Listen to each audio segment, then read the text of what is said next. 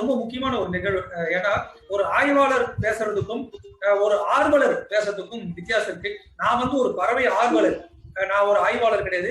ஆனா பிரவீன் வந்து ஒரு ஆய்வாளர். இந்த ரெண்டுக்குமே நிறைய வித்தியாசம் இருக்கு. அதிகப்படியான தகவல்கள், உண்மை தகவல்கள், ரொம்ப நுணுக்கமான தகவல்கள் வந்து பேசுறதுக்கான வாய்ப்புகள் ஆய்வாளர்களுக்கு மட்டும்தான் இருக்கும். ஆர்வலர்களுக்கு வந்து குறைவா தான் இருக்கும். அந்த விதத்தில் இந்த ஒரு நிகழ்வு சிறப்பாக அமையும் என்று நினைக்கிறேன். வவ்வால்கள் ஒரு அறிமுகம் நிகழ்வு போகலாம். பிரவீன், நீங்க ஆரம்பிக்கலாம். நீங்க அன்மியூட் பண்ணிட்டு நீங்க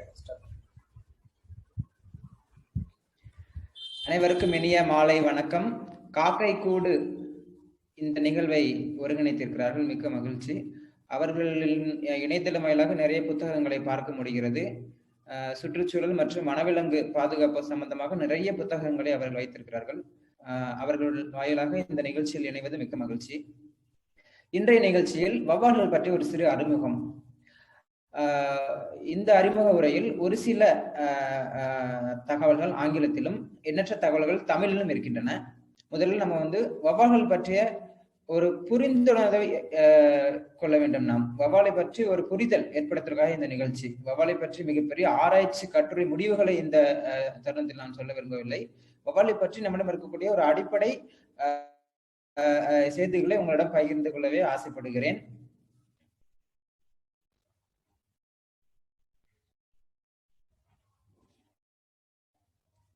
முதல் ஸ்லைட் போலாம்.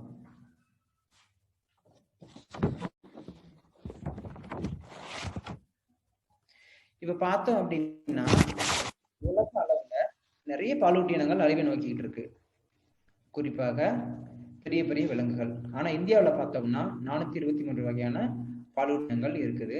இதுல பார்த்தோம் குறிப்பா பெரிய விலங்குகளை காட்டிலும் சிறிய பாலூட்டிகள் எண்ணிக்கை அதிகம். குறிப்பா வவ்வால் 129 எண்ணிக்கை இருக்கு இந்தியாவில். கொரினின்னு சொல்லக்கூடிய ரொடன்ஷியா அப்படின்னு சொல்லுவோம் ஆங்கிலத்துல, ராட்ஸ் 101 இனங்கள். மூஞ்சிருன்னு சொல்லக்கூடிய ஷுரூஸ் 29 இனங்கள்.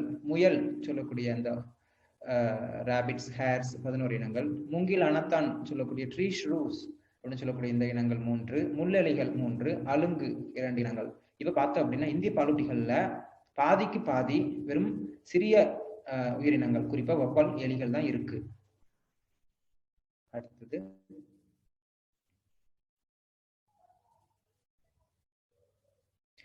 இந்த பாலூட்டிகள் மட்டும் இல்லாம பொதுவா வனவிலங்குகளை ஒரு குறிப்பிட்ட அட்டவணையில கொண்டு வராங்க. அது என்னன்னா அந்த விலங்குகளோட அழிநிலையை கணக்கிடுறாங்க. ஒவ்வொரு விலங்கும் அதற்குன்னு ஒரு அழிநிலை இருக்குது. இப்ப சமீப காலத்துல மனிதனால் ஏற்படக்கூடிய அல்லது மனிதன் ஏற்படுத்திவிட்ட அழிநிலைங்கிறது ரொம்ப அதிகம்.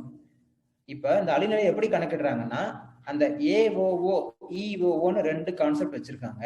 அது எப்படின்னா alliance for area of occurrence, extent of occurrence. அந்த விலங்கு எவ்வளவு பெரிய வாழிடத்துல வாழ்ந்துகிட்டு இருக்குது, எந்த பெரிய இடத்துல அது தன்னை தகவமைச்சிருக்கு, இந்த 2 வச்சு ஒரு விலங்கோட அழிநிலை பட்டியல கணக்கிடுறாங்க. நம்ம கேள்விப்பட்டிருக்கோம் நிறைய விலங்குகள் அழிவில் இருக்கு. அந்த அழிவில் இருக்கக்கூடிய விலங்குகளை வந்து எப்படி சொல்றாங்க, சிவப்பு பட்டியல் இல்லது சிவப்பு புத்தகம் அப்படின்னு சொல்லிட்டு ரெட் டேட்டா புக்னு நம்ம வந்து அதை வகைப்படுத்தி வைக்கிறோம். அதை எப்படி வகைப்படுத்துறாங்க அப்படின்னா, முதல்ல முற்றிலும் அழிந்து விட்ட நிலை, அதை ஆங்கிலத்துல எக்ஸ்டிங்க்ட் சொல்றோம். அடுத்து காடுகளில் மட்டும் அழிந்து விட்ட நிலை. ஆனா நம்ம மற்ற இடங்கள்ல, குறிப்பா ஜூவோ மற்ற வெளியில இருக்கிற இடங்கள்ல வந்து அவைகள் வளர்க்கப்படலாம். அடுத்து 3 முக்கியமான பட்டியல் வந்து கிரிட்டிக்கலி என்டேஞ்சர்ட், வல்னரபிள். இந்த 3 எப்படின்னா அழிவின் இக்கட்டில் இருக்கக்கூடிய உயிரிகள், அழிவின் தருவாயில் இருக்கக்கூடிய உயிரிகள், அழிவின் தாக்குதலில் இருக்கக்கூடிய உயிரிகள் அப்படின்னு தமிழ்ல சொல்றோம். அடுத்து நியர் தட்டல்னா அச்சுறுத்தலுக்கு விளிம்பில் உள்ளவை, அவைகள் சீக்கிரம் அழிந்துவிடும் அப்படிங்கிற மாதிரி நிறைய விலங்குகள் நம்ம வந்து வகைப்படுத்துறோம். லீஸ்ட் கன்சர்ன்னா குறைந்த கவனத்தில் இருக்கிறது. டேட்டா டெஃபிஷன், நிறைய விலங்குகளை பத்தி நமக்கு தகவலே இருக்காது, அது எங்க இருக்குது, எந்த மாதிரியான சூழ்நிலை வாழுதுன்னு. அவையெல்லாம் டேட்டா டெஃபிஷன் கேட்டகரியில் வைக்கிறோம். அது மட்டும் இல்லாம நாட் எவாலுவேட்டட், அந்த விலங்குன்னா நம்ம ஒன்றும் மதிப்பீடு செய்யவே இல்லை. அந்த மாதிரி இந்த மாதிரியான ஒரு அட்டவணை மிக முக்கியம் ஒவ்வொரு வனவிலங்கு பாதுகாக்கிறதுக்கும். ஒரு வனவிலங்கு பற்றி நம்ம தெரிஞ்சு அவற்றுக்கான பாதுகாப்பு முயற்சிகள் எடுப்பதற்கும் இந்த மாதிரியான ஒரு கேட்டகரி அவசியம்.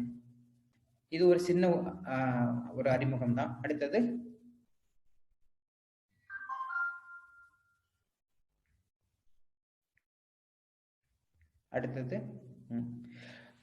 வவ்வால்களை பற்றி இன்னைக்கு பார்க்க போறோம். வவ்வால்கள்லாம் நமக்கு எல்லாம் தெரியும், பறவை அப்படின்னு நினைச்சுக்குவாங்க. ஆனா வவ்வால்கள் அப்படின்னா பாலூட்டி இனத்தை சேர்ந்தவை, மேமல்ஸ்.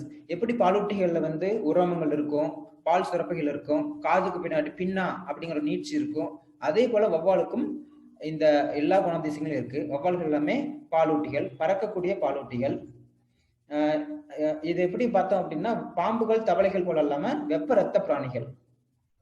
அடுத்தது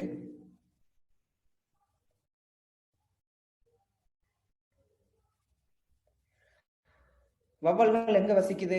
நம்ம பொதுவா பார்த்திருப்போம், நம்ம கிராமப்புறங்கள்ல நகர்ப்புறங்கள்ல நிறைய இடங்கள்ல வவ்வால் பார்த்திருப்போம். ஒரு சில இடங்கள் கரண்ட் கம்பியில அடிபட்டு கூட பார்த்திருப்போம். ஆனா வவ்வால்கள் வெப்ப மற்றும் குளிர் மண்டலம் இருக்கக்கூடிய நிறைய நாடுகள்ல இருக்குது. குறிப்பா தென் துருவம், வட துருவம் மற்றும் ஒரு சில தீவுகள்ல இவைகள் இல்லை. ஆனா இது வெப்ப மற்றும் குளிர் மண்டலம் இருக்கக்கூடிய நிறைய நாடுகள்ல இருக்குது. அடுத்தது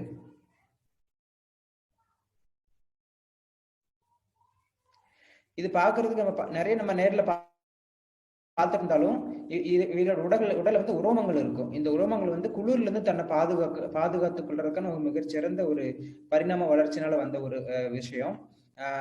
சில சில வகையான வவ்வால்கள் பார்ப்பதற்கு ஒரு நரியோட முகம் போல இருக்கும். இப்ப நம்ம ஊர்ல இருக்கக்கூடிய அந்த டிரோபஸ் ஜேஜாண்டிஸ் சொல்லக்கூடிய அந்த பெரிய பறக்கும் வவ்வால் இருக்கு. அதை வந்து ஒரு சிலர் என்ன சொல்லுவாங்கன்னா பறக்கும் நரி அப்படின்னு சொல்லுவாங்க. ஏன்னா ஒரு முக அமைப்பு பாக்குறதுக்கு அந்த மாதிரி இருக்கிறதுனால இவங்க இப்படி சொல்றாங்க. அடுத்தது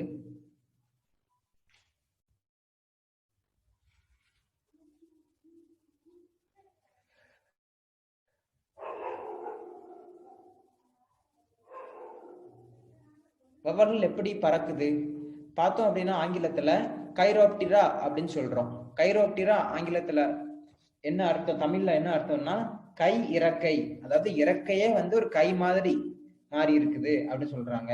அதனால இதை இன்னொரு பேரும் சொல்லுவாங்க வான்குடை அப்படின்னு சொல்லி அழைக்கிறாங்க. இந்த கை மாதிரி இருக்கிற அமைப்பு தான், இந்த இறக்கை மாதிரி இருக்கிற அமைப்பு தான் இதற்கு பறக்கிறதுக்கு மிகச்சிறந்த ஒரு ஒரு உந்து சக்தியா இருக்குது. இது வந்து தோளால இணைக்கப்பட்டு இருக்குது, அது கை எலும்புகள் தோளால இணைக்கப்பட்டு இருக்குது. அதனாலதான் இவர்களுக்கு வந்து பறப்பதற்கு ஒரு சிறந்த ஒரு ஒரு ஆயுதம் போல இருக்குது. இது இப்படி இருக்கிறதுனால கூட நிறைய பேர் சொல்லிக்கிறாங்க இது பறவை அப்படின்னு சொல்றாங்க. ஆனா இது பறவை இல்லை, இது பறக்கும் பாலூட்டி. சோ இந்த இறக்கைகள் தான் இவைகளுடைய ஒரு மிகப்பெரிய ஒரு ஒரு பறப்பதற்கான ஆதாரம். அடுத்தது இப்ப பார்த்தோம் அப்படின்னா உலகத்துல பல வகையான பல விதமான வவ்வால்கள் காணப்படுது. அவற்றில் எவ்வளவு பெரிய வவ்வால் எவ்வளவு சின்ன வவ்வால்னு பார்க்கலாம். இப்ப கோல்டன் கேப்டு ஃப்ரூட் பேட் சொல்லக்கூடிய இந்த வவ்வால் தான் மிகப்பெரிய வவ்வால், சுமார் 1.2 கிலோகிராம் இருக்கும். அது மட்டும் இல்லாம இந்த ராட்சத பறக்கும் வவ்வால் அப்படின்னு ஒண்ணு இருக்கு, அது ஆங்கிலத்துல ஜெயிண்ட் ஃபிளையிங் ஃபாக்ஸ் அப்படின்னு சொல்லுவோம். இது வந்து சுமார் 6 அடி நீளம் இருக்கும். இது எங்க இருக்கு அப்படின்னு கேட்டோம்னா நிக்கோபார், இந்தியாவில இருக்கக்கூடிய நிக்கோபார் தீவுகளுக்கு போனா இந்த வவ்வால் இனத்தை பார்க்கலாம். இப்ப வந்து நம்ம ஊர்ப்புறங்கள்ல சாதாரணமா பார்க்கக்கூடிய ஃபிளையிங் ஃபாக்ஸ் பார்த்திருப்போம். அந்த ஃபிளையிங் ஃபாக்ஸ்ன்னு சொல்லக்கூடிய இந்த பெரிய ராட்சத வவ்வால் இருக்குங்களா, இது வந்து சுமார் 120 சென்டிமீட்டர் நீளமா இருக்கும். இதுவும் ஒரு மிகப்பெரிய வவ்வால் இனம் தான். சரி, அடுத்து எவ்வளவு சிறிய வவ்வால் இனம்னு நிறைய இனங்கள் இருக்குது. குறிப்பா ஹாக் நோஸ்ட் பேட், அந்த கடைசியில போட்டிருக்கேன் பாருங்க அந்த புகைப்படம், அது வந்து ரொம்ப சிறியது, சுமார் 17 சென்டிமீட்டர் தான், 2 கிராம் தான் அதோட எடையே. ஆனா இதோட இறக்கைகளை மட்டும் நீட்டணும்னா 6 அங்குலங்கள் வரைக்கும் நம்ம நீட்ட முடியும். இந்த வவ்வாலை வந்து ரொம்ப ரொம்ப சின்னது, எப்படின்னா ஒரு தீப்பெட்டிக்குள்ள இந்த வவ்வாலை அடைக்கிடலாம், அந்த அளவு சிறியது இந்த வவ்வால். இது வந்து எங்க இருக்குது அப்படின்னா தெற்கு ஆசியால ஒரு சில இடங்கள்ல இருக்கு. இந்தியாவில இருக்கக்கூடிய வவ்வால் பார்த்தோம் அப்படின்னா சிறிய வவ்வால் வந்து இந்தியன் பிக்மி பேட் அப்படின்னு சொல்லுவோம், இந்திய குள்ள வவ்வால். இது வந்து எவ்வளவு எடைனா 2 to 4 கிராம் எடை இருக்கும். பெரும்பாலும் வவ்வால் நம்ம பார்த்திருப்போம் ஒரு மாதிரி கருப்பு அல்லது பழுப்பு நிறங்கள்ல பார்த்திருப்போம். ஆனா நிறைய வவ்வால் வந்து ஆரஞ்சு கலர், மஞ்சள் கலர், வெளிர் வெள்ளை கலர், வெள்ளி கலர், சாம்பல், அது மட்டுமல்ல புள்ளிகள் மற்றும் கோடுகள் அதோட உரோமங்கள்ல இருக்கும். இவ்வாறாக பல வகையா வண்ண வண்ண கலர்ல கூட வண்ணத்து பூச்சி மாதிரி நம்ம என்ன பண்ண முடியுது, வவ்வால்களை பார்க்க முடியுது. அவைகள்லாம் மிக அரிதாக இருக்குது. அடுத்தது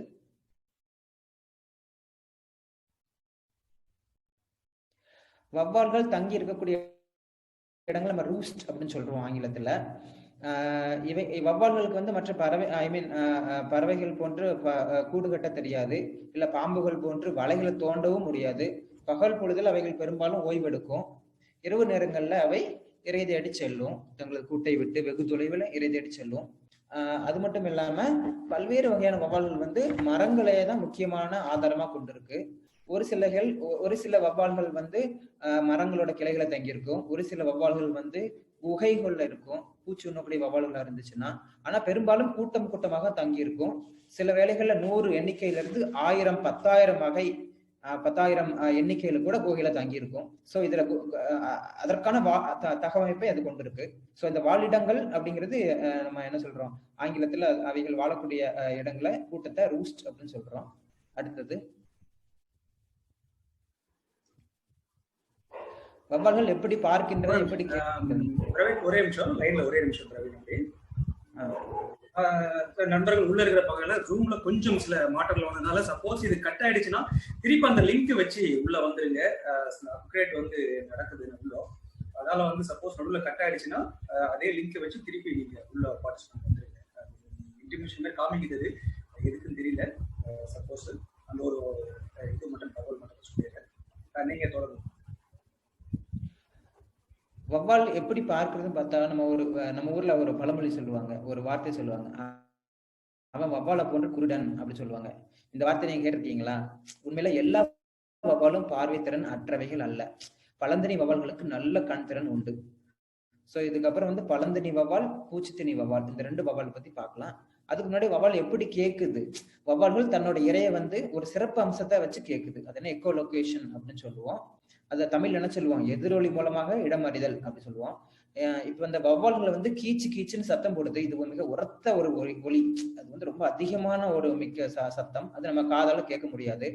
ஆனா இந்த சத்தம் வந்து குகையோட சுவர், மரங்கள்ல மற்றும் மற்ற பொருள் மேல பட்டு ரிஃப்ளெக்ட் ஆகும்போது, அதாவது எதிரொலிக்கும் போது ஈஸியா வவ்வால் அதோட இரைய கண்டுபிடிச்சு அது இரைய சாப்பிட்டுக்குது. அது மட்டும் இல்லாம அதோட இடப்பெயர்ச்சி, இது உணவுக்காக மற்ற தேவைகளுக்காக ஒரு இடத்துல இருந்து இன்னொரு இடத்துக்கு என்ன பண்ணுது, இடப்பெயர்ச்சியாக ரொம்ப கிலோமீட்டர் கணக்குல ஒரு நாடு விட்டு நாடு கூட போகுது. எப்படி பறவைகள் வலசை போகுதோ, கண்டம் மட்டும் கண்டம் போகுது, அதே மாதிரி வவ்வால்கள் தமிழ்நாட்டில இருந்து ஸ்ரீலங்காக்கு இந்த மாதிரி நிறைய நாடுகளுக்கு என்ன பண்ணுது, பயணம் பண்ணுது. இந்த பயணம் பண்ணுவதற்கு முக்கியமான ஒரு உதவியா இருக்கிறது இந்த இக்கோலொகேஷன் பிஹேவியர் சொல்லக்கூடிய அவைகளுடைய அந்த ஒரு சிறப்பு அம்சம் தான். இந்த சிறப்பு அம்சம் மூலமா தான் வவ்வால்கள் மிக எளிதாக தன் போகக்கூடிய பாதையை ஞாபகம் வச்சிருக்கு.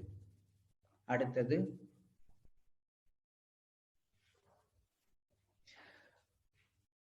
ஏற்கனவே நான் சொன்ன மாதிரி இந்த இக்கோலொகேஷன் சொல்லக்கூடிய தன்னுடைய இடத்தை தன்னுடைய சிறப்பான எதிரொலி சக்தியினால் கண்டறிதல். பெரும்பாலான இந்த வவ்வால்கள் அவற்றின் எதிரொலியை குரல் வலையிலிருந்து உருவாக்குது.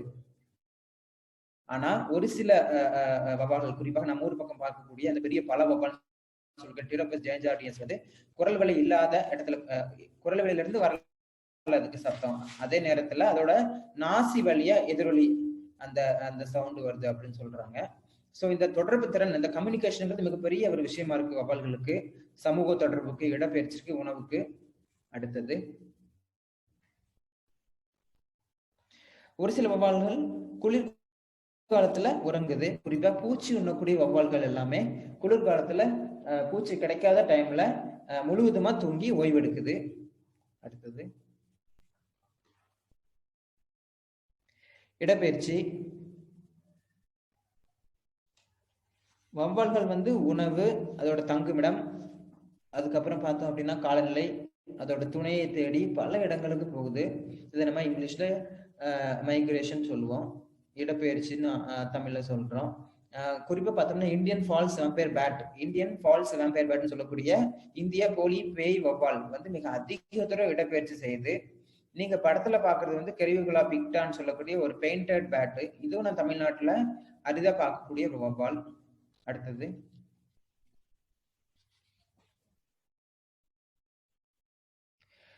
வவ்வாலோட குஞ்சுகளை வந்து நம்ம என்ன சொல்றோம் அப்படின்னா பப்ஸ்ன்னு சொல்லுவோம். இப்ப வந்து வவ்வாலோட வகைகள் பத்தி பார்க்கலாம். நெக்ஸ்ட் கிளிக் பண்ணுங்க.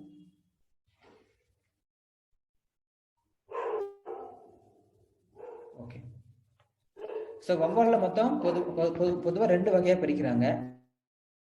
பழந்திணி வவ்வால், இவைகள் பழம் மற்றும் தாவரங்களோட பாகங்களை சாப்பிடும். இன்னொன்று பூச்சி உண்ணக்கூடிய வவ்வால்கள், இவைகள் பொதுவான முக்கியமான பிரதானமான உணவு பூச்சிகள் தான். ஸோ பழந்திணி வவ்வால், பூச்சினி வவ்வால் 2 வகையா பிரிக்கிறாங்க. பழந்திணி வவ்வால் ஆங்கிலத்தில் மெகா கைராப்டரானும், பூச்சி உண்ணக்கூடிய வவ்வால்களை மைக்ரோ கைராப்டரானும் சொல்றாங்க. பழந்திணி வவ்வால் பார்க்கறதுக்கு அளவுல பெருசா இருக்கும். நம்ம ஊர்ப்புறங்கள்ல வரக்கூடிய இல்ல ஆலமரத்துல பெருசா தொங்கி கொண்டிருக்கக்கூடிய மிகப்பெரிய உருவமுடைய வவ்வால்கள் எல்லாமே பழந்திணி வவ்வால் தான். இது எப்படின்னா, இது மற்ற வவ்வால்களோட மிக பெருசா இருக்கும். இது வந்து எப்படின்னா, ஆசியாவுல குறிப்பாக தெற்கு ஆசியாவுல 14 வகையான இந்த மாதிரியான பெரிய வவ்வால்கள் இருக்குன்னு சொல்றாங்க. இதை நம்ம வந்து பழந்திணி வவ்வால்னு சொன்னாலும் இதுக்கு இன்னொரு பேர் இருக்கு, பறக்கும் நரிகள் அப்படின்னு சொல்றாங்க. பூச்சி இன்னும் வவ்வால்களை வந்து மைக்ரோ கைராப்டிராஸ் அப்படின்னு சொல்றாங்க. இந்த பூச்சி இன்னும் வவ்வால் பார்த்தோம் அப்படின்னா அளவுல அதோட உருவத்துல சின்னதா இருக்கும். அது மட்டும் இல்லாம இவைகள் வந்து பிரதான உணவு பூச்சிகள் தான். பூச்சிகள் மட்டும் இல்ல, கொறிப்பான்கள் சொல்லக்கூடிய இல்ல கொறித்துண்ணிகள் சொல்லக்கூடிய ரோடன்ஸ், எலிகள், பறவைகள், ஊர்வன, தவளைகள், மீன்கள் போன்ற பல்வேறு வகையான சிறிய விலங்குகளை சாப்பிடுது.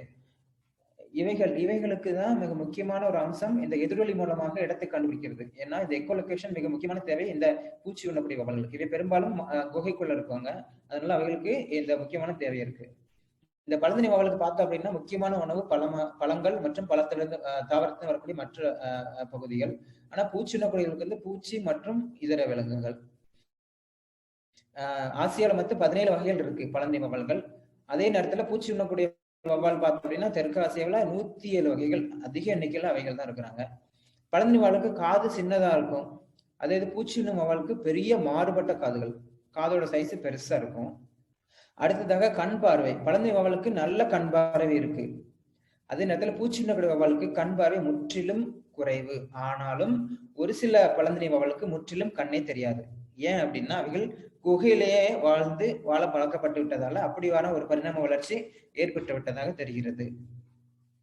அடுத்து பார்த்தோம் அப்படின்னா இந்திய உலக அளவுல 1424 வவ்வால் இனங்கள் இருக்கு. குறிப்பா இந்தியால சுமார் 129 இனங்கள் இருக்கு. மேற்கு தொடர்ச்சி மலையில 63 இனங்கள் வவ்வால் இனங்கள் இருக்கு. அது மட்டும் இல்லாம மேற்கு தொடர்ச்சி மலையில குறிப்பா நம்ம வந்து சாதாரணமாக பார்க்க இயலாத ஒரு அரிய வகை இருக்குது, ஒரு வவ்வால் இருக்கு. அது பேர் லட்டிடன் சளிமலின்னு சொல்லுவோம். சளிமலி நம்ம இருக்கிறாங்கல்ல, நம்ம சளிமலி கேள்விப்பட்டிருப்போம், பறவையை நம்ம இந்திய பறவைகளின் தந்தைன்னு சொல்லுவோம். அவங்களால கண்டுபிடிக்கப்பட்ட சளிமலி ஃப்ரூட் பேட் தான் அந்த சளிமலி. ஸோ அந்த வவ்வால் மிக அரிய வகை, ஒரு பாதுகாக்கப்பட வேண்டிய ஒரு உயிரினம். அது மட்டும் இல்லாம மேற்கு தொடர்ச்சி மலை 63 இருந்தாலும் தமிழகத்துல 36 வகையான வவ்வால் இருக்கு. 36 ஸ்பீசிஸ் ஆஃப் பேட்ஸ் இங்க இருக்குது. இப்ப வந்து இந்திய வனவிலங்கு சட்டத்துல பாதுகாக்கப்பட்ட பட்டியல இது கொஞ்சம் வருஷத்துக்கு முன்னாடி எந்த வவ்வாலுமே இல்லை. ஆனா பல்வேறு தன்னார்வ தொண்டு நிறுவனங்கள், ரவிசங்கரன் போன்ற சிசின்சா போன்ற பல்வேறு அமைப்புகள் வந்து என்ன பண்ணிருக்காங்க, லட்டிடன் சளிமலி, ஓட்டாமஸ் ரட்டானி இந்த ரெண்டையுமே வந்து பாதுகாப்பு பட்டியல வந்து வச்சிருக்காங்க. அவங்களோட தீவிர செயல்பாடுகள்னால இந்திய அரசாங்கத்திட்டம் சொல்லி முறையிட்டதன் விளைவாக வந்து இது வந்து பாதுகாக்கப்பட்ட ஷெட்யூல் வச்சிருக்கிறாங்க. அடுத்தது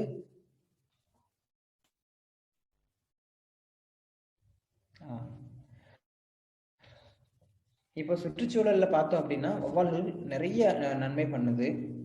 எப்படின்னா பூச்சி உண்ணக்கூடிய வவ்வால்கள் சுமார் 10,000 பூச்சிகள் ஒரு மணி நேரத்துக்கு உண்ணுது. ஒரு 1 ஹவருக்கு 10,000 பூச்சிகளே உண்ணுது. அதே நேரத்துல மற்ற பூச்சி உண்ணக்கூடிய வவ்வால்களும் இதே அளவு பூச்சிகளை உண்டு சுற்றுச்சூழலை சமன்படுத்துது. இந்த மாதிரியான பூச்சி உண்ணக்கூடிய வவ்வால்கள் இந்த சமூகத்துல இல்ல சுற்றுச்சூழல் இல்லைன்னா நிச்சயமாக பூச்சிகள் எண்ணிக்கை அதிகமா இருக்கும். அது மட்டும் இல்லாம பழந்திணி வவ்வால்கள் வந்து காடுகளுக்கும் சுற்றுச்சூழலுக்கும் மிக முக்கிய பங்காற்றுது. என்னன்னா காடுகள் வாழ உதவி செய்து பழந்திணி வவ்வால் பழத்தை சாப்பிட்டு அதோட விதைகளை எச்சங்களை நிறைய இடங்களுக்கு பரப்புது. இதன் மூலமாக நிறைய மரங்கள், செடிகள், கொடிகள் வளர்வதற்கு மிகச்சிறந்த ஒரு காரணமாக இந்த பழந்திணி வவ்வால் இருக்கு. எப்படி தேனீக்கள், வண்டுகள் எல்லாம் மகரந்த சேர்க்கைன்னு சொல்லக்கூடிய அந்த செயலில் ஈடுபடுதோ அதே போல இந்த வவ்வால்களும் வந்து மகரந்த சேர்க்கையில் ஈடுபடுது. இந்தியாவில் பார்த்தோம் அப்படின்னா 114 வகையான தாவரங்கள் வந்து வௌவாலால மகரந்த சேர்க்கை செய்யப்படுகிறது அப்படின்னு சொல்றாங்க. அது மட்டும் இல்லாம இந்த வௌவால்கள் இல்லாம ஒரு இரவாடி விலங்கு ஒரு வருடத்துக்கு ஒரே ஒரு குட்டி போடலாம். ரொம்ப அரிதாக ரேரா தான் 2 குட்டி போடும். வாழ்நாள் அதிகம் கொண்ட வௌவால் வந்து சுமார் 40 வருஷம் இருந்திருக்கு அந்த மாதிரி சொல்றாங்க. ஆனா அதோட எடை வெறும் 4 கிராம் தான். வௌவால் வந்து நோய் எதிர்ப்பு சக்தி மண்டலத்தில் அடுத்த ஸ்லைட் போலாம்.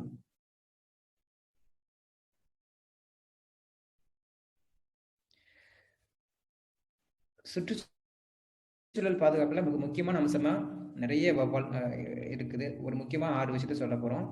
அடுத்தது போங்க.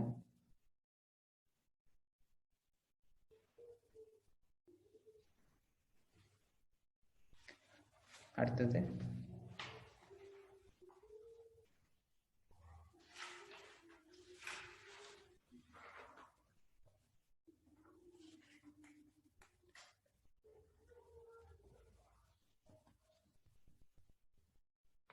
ஓகே, பார்த்தோம் அப்படின்னா பழனி வௌவால்கள் வந்து அதோட எச்சங்கள் மூலமா விதை பரப்புறதுல மிக முக்கிய பங்கு வகிக்குது.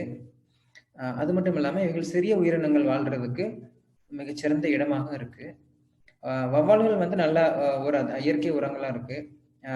அது மட்டும் இல்லாம இந்த மாதிரி வௌவாலோட எச்சங்கள்ல இருந்து நிறைய சலவை சோப்புகள் மற்றும் நிறைய பொருள் தயாரிக்கிறாங்க. குறிப்பாக அறிவியல் ஆராய்ச்சிகள்ல இந்த காட்டேரி வௌவால்னு சொல்லக்கூடிய இந்த வேம்பயர் பேட்ல இருந்து நிறைய புரோட்டீன் சொல்லக்கூடிய புரதங்களை பிரிச்சு எடுத்திருக்கிறாங்க. இவைகள் வந்து மனிதனோட இதய நோய்க்கு கூட மருந்தா இருக்கு அப்படின்னு சொல்றாங்க. அது மட்டும் இல்லாம சுற்றுச்சூழல் பாதுகாப்புல இந்த மரங்களுக்கும் இந்த வௌவால்களுக்குமான தொடர்பு மிக முக்கியம். இந்த வௌவால்கள் மரங்களை நம்பியே தான் இருக்குது. அவைகள் தான் அவைகளோட முதன்மையான ஒரு ஹாபிட்டட். அடுத்தது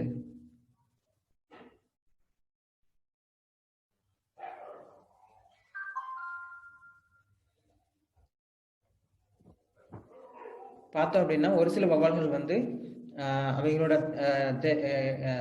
தேவைகளுக்காக குறிப்பா மகரந்த சேர்க்கையின் போது மிக அதிக அளவான தேனை குடித்து கொண்டு மற்ற தாவரத்தோட மகரந்த சேர்க்கையில ஈடுபட்டு இந்த மகரந்த சேர்க்கையினாலதான் இந்த முக்கியமாக இந்த கனி உருவாகுதல்ங்கிறது மிக அதிகமாக நடக்குது. ஆனா நம்ம நினைச்சிட்டு இருப்போம் தேனீகள் வனத்து பூச்சிகள் மட்டும்தான் வந்து இந்த மாதிரி மகரந்த சேர்க்கையில் ஈடுபடணும். அந்த முதுகெலும்பற்ற அந்த சிறிய விலங்குகள் இருக்கும்போது முதுகெலும்பு இருக்கக்கூடிய இந்த மிகப்பெரிய வௌவால் போன்ற இனங்கள் கூட மலர்கள் மற்றும் தாவரங்களை பகல் நேரத்துல அதிகமா நம்ம பார்த்திருப்போம் இந்த மாதிரி மகரந்த சேர்க்கையில ஈடுபடுறத. இந்த மாதிரி பல பறவைகள் வந்து மகரந்த சேர்க்கையில் ஈடுபட்டாலும் இந்த பாலூட்டியான அந்த வௌவால் வந்து மகரந்த சேர்க்கையில் ஈடுபடுறதுங்கிறது ஒரு மிகச்சிறந்த விஷயமா பாக்குறோம். இது என்ன சொல்றாங்க அப்படின்னா இந்த இந்தியால 117 வகையான தாவரங்கள் வந்து இந்த மகரந்த சேர்க்கையினால பயன்படுது அப்படின்னு சொல்றாங்க. அது மட்டும் இல்லாம சுமார் 37 வகையான பல்லி இனங்கள் நம்ம படிச்சிருப்போம் இதுக்கு முன்னாடி. 37 வகையான பல்லி இனங்கள் வந்து மகரந்த சேர்க்கை ஈடுபடுறத நம்ம நிறைய ஆய்வு இதுல படிக்க முடியுது. அது மட்டும் இல்லாம வௌவாலோட வயிற்றுக்குள்ள சென்று அந்த வெளியே வரக்கூடிய அந்த மரத்தோட விதைகள் வந்து நல்ல முளைப்பு திறன் இருக்கு அப்படின்னு சொல்லி ஆராய்ச்சியாளர்கள் கண்டுபிடிச்சிருக்காங்க. நிறைய மகரந்த சேர்க்கைகள் இருப்பது நல்லதுதான். ஆனா ஒரு சில விஷயங்கள் நம்ம பார்க்கணும். இப்ப அடுத்த ஸ்லைடு.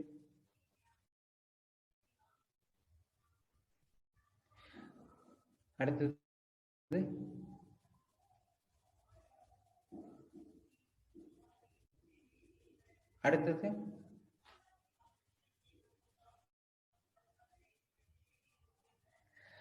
சுமார் 528 வகையான தாவரங்கள் உலக அளவுல வௌவால்களை மகரந்த சேர்க்கை செய்யப்படுகிறது. மகரந்த சேர்க்கை, விதை பரவல், காடு மறு உருவாக்கம் இந்த 3ல முக்கிய பங்கு வௌவாலுக்கு இருக்குது. நீங்க பாருங்க வௌவால்கள் வந்து நம்ம வாழை மரத்துல இருக்கக்கூடிய இந்த வாழைப்பூல மற்றும் கொய்யாப்பழம் போன்ற பல்வேறு இடங்கள்ல வந்து மகரந்த சேர்க்கை பார்க்க முடியுது. அடுத்தது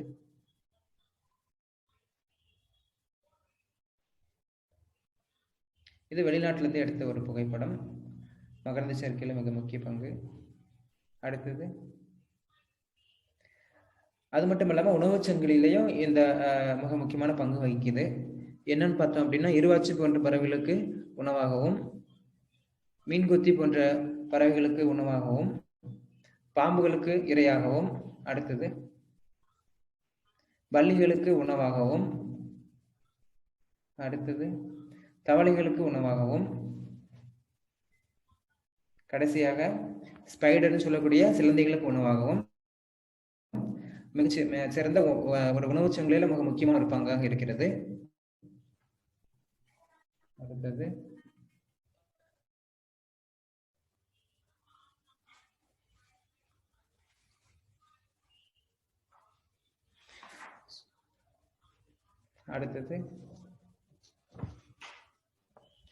பெரும்பாலுமா இந்த பூச்சி உண்ணக்கூடிய வவ்வால்களோட ரூஸ்ட் பார்த்தோம் அப்படின்னா பெரும்பாலும் குகைகளாக இருக்குது. குகைகளாக இருந்த போதிலும் அவைகள் பெரும்பாலும் ஒரு ஓப்பன் ஸ்பேஸ்ன்னு சொல்லக்கூடிய அந்த காட்டு பகுதியிலையும் சில நேரங்கள் நம்ம வீடுகள்லையும் பார்க்கலாம். அது மட்டும் இல்லாம பழைய காலத்து கட்டிடங்கள்லயும் நிறைய வவ்வால்கள் அவைகளோட வாழிடத்தை அமைச்சிருக்கு. வவ்வால்கள் பெரும்பாலும் எல்லா இடத்துலயும் இருக்கு அப்படின்னு நம்ம சொல்லலாம். அடுத்து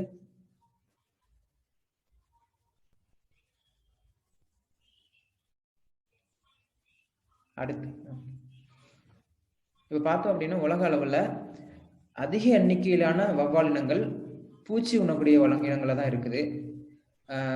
சுமார் ஒரு 17 விழுக்காடு இனங்கள் தான் விதைகளையோ பழங்களையோ தாவரத்தின் பிற பகுதிகளை உண்பதாக இருக்கிறது. நெக்டார்ன்னு சொல்லக்கூடிய தேன் மற்றும் போலன்னு சொல்லக்கூடிய மகரந்தங்களை உண்ணக்கூடிய வவ்வால்கள் சொற்பம் தான் இருக்குது. 17 இருந்து 28 எண்ணிக்கையில தான் இருக்கு. அது மட்டும் இல்லாம அமெரிக்கால இருக்கக்கூடிய வேம்பயர் பேர்ட்ஸ்ன்னு அழைக்கக்கூடிய அந்த பிளட் சக்கிங் பேட் இருக்குது. அது வெறும் 3 இனங்கள் தான் இருக்குது. அது மட்டும் இல்லாம ஒரு சில மீன்களை உண்ணக்கூடிய வவ்வால் இருக்குது. ஒரு சில சிறிய விலங்குகளை உண்ணக்கூடிய வவ்வால்களும் மற்ற நாடுகள்ல இருக்குது. அடுத்தது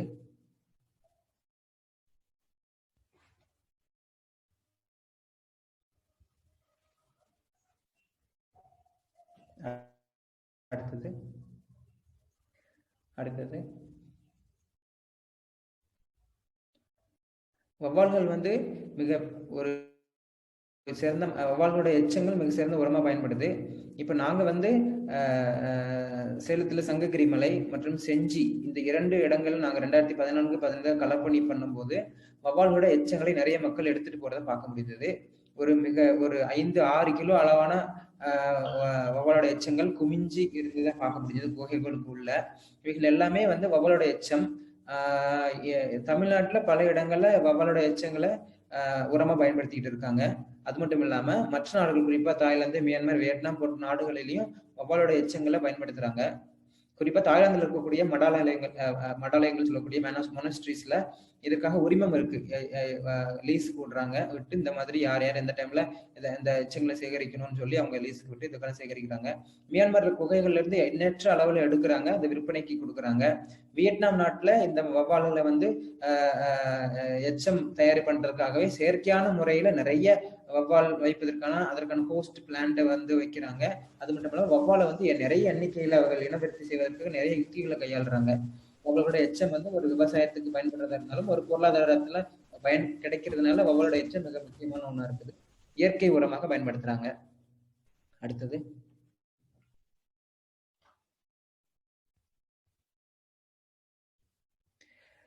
உலக இயற்கை உர தொழிற்சாலை, இது ஒரு பிபிசியில் ஒரு நியூஸ் இப்போ வாசிக்கிறவங்களுக்கு. உலக இயற்கை உர தொழிற்சாலைக்கான மூலப்பொருள் இப்போது ஒரு புதிய இடத்தில் இருந்து வருகிறது. அதாவது ஆப்பிரிக்க தீவான மடகாஸ்கர்ல இருந்து வவ்வால் வாழக்கூடிய பல குகைகள்ல இருந்து அவரோட எச்சத்தை அவங்க எடுத்து உரத்துக்கான மூலப்பொருளை மாத்தி இருக்கிறாங்க. இது ஒரு மிகப்பெரிய ஒரு எக்கனாமிக்கல் சோர்ஸ் அப்படின்னு சொல்லி ஒரு பிபிசியில ஒரு காணொலி இதுல இருக்குது. தேவைப்படுறவங்க இந்த காணொலியை பார்க்கலாம். அடுத்தது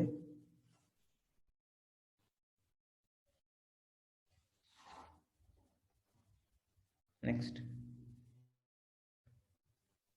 இந்த உலக வரைபடத்துல பாருங்க, வவ்வால் அதிகமாக காணக்கூடிய இடங்கள் சிகப்புல வண்ணம் பண்ணியிருக்கு. பார்த்தோம் அப்படின்னா சுமார் 120க்கும் மேல வவ்வால் இனங்கள் இருக்கக்கூடிய இடம் பார்த்தோம் அப்படின்னா ஒரு சில நாடுகள், குறிப்பா சவுத் ஈஸ்ட் ஏஷியால, அது மட்டும் இல்லாம சவுத் அமெரிக்கால. அதுக்கப்புறம் பார்த்தோம்னா 100க்கும் மேல எண்ணிக்கையில இருக்கக்கூடிய வவ்வால்கள் இந்த ஊதா கலர்ல இருக்கு பாருங்க. இந்தியா, அதுக்கப்புறம் சீனாவில் ஒரு சில இடங்கள், ஆஸ்திரேலியா, ஆப்பிரிக்க நாடுகள் எல்லாமே இருக்குது. அப்ப வவ்வால் அதிகமான எண்ணிக்கை இருக்கக்கூடிய இடங்கள்ல இந்தியாவும் ஒண்ணா இருக்கு. அதிக செருவி மிக்க இடங்கள். அடுத்தது வௌவால்கள் சமீப காலமா வரல. வௌவால்கள் தோன்றி சுமார் 50 52 மில்லியன் வருடத்துக்கு முன்பே தோன்றிடுச்சுன்னு சொல்றாங்க. இவைகளோட பரிணாம வளர்ச்சிங்கிறது ஒரு முக்கியமான ஒரு அம்சம். இவங்களோட பரிணாம வளர்ச்சியினாலதான் இவைகள் பரிணாம வளர்ச்சியின் போது எண்ணற்ற பல விலங்குகளும் வளர்ச்சி அடைந்திருக்கிறது. ஆனால் வௌவால்கள் சுமார் 50 52 மில்லியன் வருடங்களுக்கு முன்பே தோன்றிவிட்டது. அடுத்தது நெக்ஸ்ட். இப்ப பார்த்தோம் அப்படின்னா சுமார் 70-85% ஃபாசில்னு சொல்லக்கூடிய புதைப்படிவங்களை வந்து வௌவாலோடது நமக்கு இல்ல. அது இல்லாதனால இந்த வௌவாலை பற்றியான ஆய்வுகள் முழுமையடையலை பல இடங்கள்ல. குறிப்பா பார்த்தோம்னா அந்த 2 விதம். ஒன்று அதோட பறக்கக்கூடிய ஒரு தன்மை, இன்னொன்னு அதோட எதிரொலித்தல்ங்கிற அந்த சத்தம் எதிரொலித்தல். இந்த ரெண்டு எது முதல்ல வந்துச்சுன்னு நம்மளால யூகிக்க முடியல. குறிப்பா அதோட பறக்கக்கூடிய செயல்பாடு முதல்ல வந்திருக்கலாம் பரிணாம வளர்ச்சியில அப்படின்னு சொல்றாங்க. ஏன்னா மண்டை ஓடுகள்ல வந்து ஒரு சரியான ஒரு தீர்க்கமான முடிவுகளை நமக்கு இது பண்ண முடிவுகளை நம்மளால காட்ட முடியவில்லை. அதாவது ஒரு மண்டை ஓடுகள் வந்து சாதாரணமாக இருக்கிறது. அது வந்து எதிரொலித்தலுக்கான ஒரு வகைப்பாட்டில் எந்த ஒரு மாற்றமும் அது இல்லை. அதனால பறத்தல் அப்படிங்கக்கூடிய ஃபிளையிங் பிஹேவியரே முதல்ல வந்திருக்கலாம் அதோட பரிணாம வளர்ச்சியில வௌவால்களுக்கு அப்படி சொல்றாங்க. அடுத்தது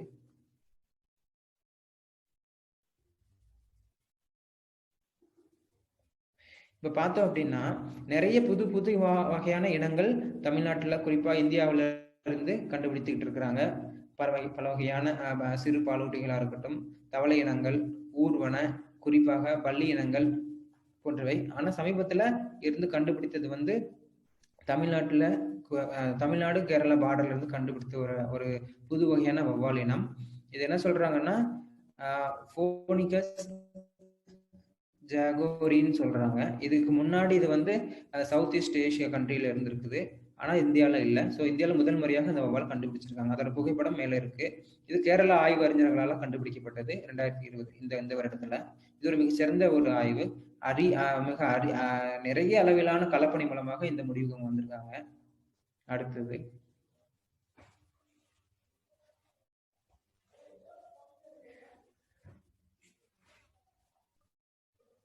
தமிழ்நாட்டில் இருக்கக்கூடிய 36 வகையான வௌவால் இனங்கள் ஒன்னா பார்க்கலாம். ஃபேமிலி வைஸை தான் போட்டிருக்கிறேன், குடும்பம் வாரியாக. முதல்ல இருக்கிறது நம்ம ஈவினிங் பேர்ட்ஸ் அப்படின்னு சொல்றோம். அடுத்தது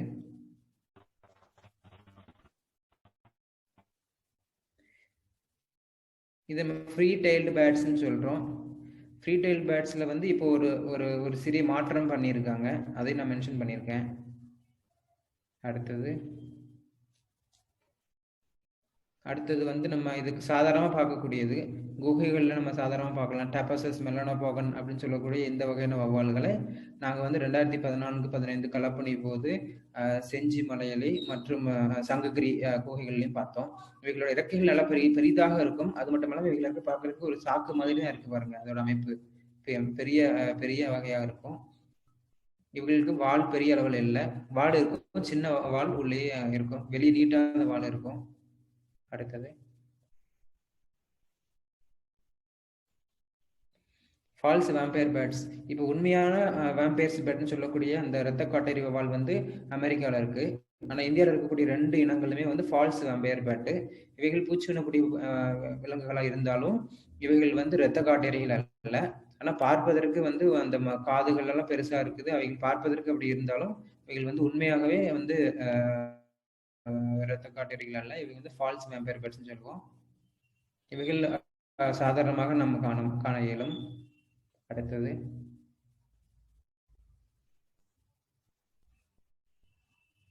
இது வந்து லீஃப் நோஸ்ட் பேர்ட்னு சொல்லுவோம். இதுவும் மிக சாதாரணமாக காணக்கூடிய ஒரு வகைதான். அடுத்தது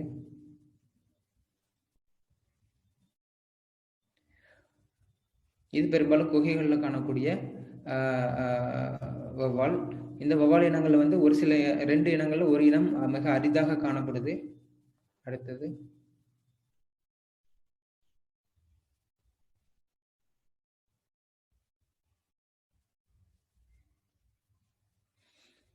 டிரோபஸ் அப்படின்னு சொல்லக்கூடிய அந்த பெரிய பறக்கும் பழந்திரி வௌவால் எல்லாமே இந்த இதுல தான் வருது. இந்த குடும்பத்தில் வகைப்படுத்தியிருக்காங்க. இதுல குறிப்பா லேட்டிடன் சளிமல்லின்னு சொல்லக்கூடிய சளிமல்லி பல வௌவால் கூட இதுல தான் இருக்கு. இவைகள் எல்லாமே அளவில் பெரிதா இருக்குது. இவை பெரும்பாலும் இந்த இந்த குடும்பத்தில் இருக்கக்கூடிய எல்லா வௌவால்களும் வந்து பல பழங்களை உண்ணக்கூடிய வௌவால். இவைகள் எல்லாம் அளவில் பெரியது. காது அளவு சின்னதா இருக்கிறதுனால கண் அளவு சின்னதா இருக்கு. அடுத்து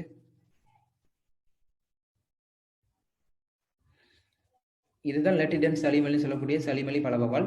மேற்கு தொடர்ச்சி மலையில் மட்டுமே வாழக்கூடிய அரிய வகை வௌவால். இது வந்து என்டேஞ்சர்டு, அழிவின் தருவாயில் அப்படின்னு சொல்லிட்டு இவங்க வந்து சிகப்பு பட்டிய புத்தகத்துல வந்து வகைப்படுத்தியிருக்காங்க. இவங்களோட எண்ணிக்கை மிக குறைந்து கொண்டே இருக்கு. சமீபத்தில் இதோட எண்ணிக்கை குறிப்பா கேரளத்துல ஒரு சில இடங்களையும் இருக்குது. மற்றும் தமிழகத்தின் களக்காடு முன்னந்திரை புலிகள் சரணாலயத்தில் கூடிய ஒரு சில அதிக உயரமான காடுகள்ல இருந்து இதை இருக்கதாக கூறியிருக்கிறார்கள். அடுத்தது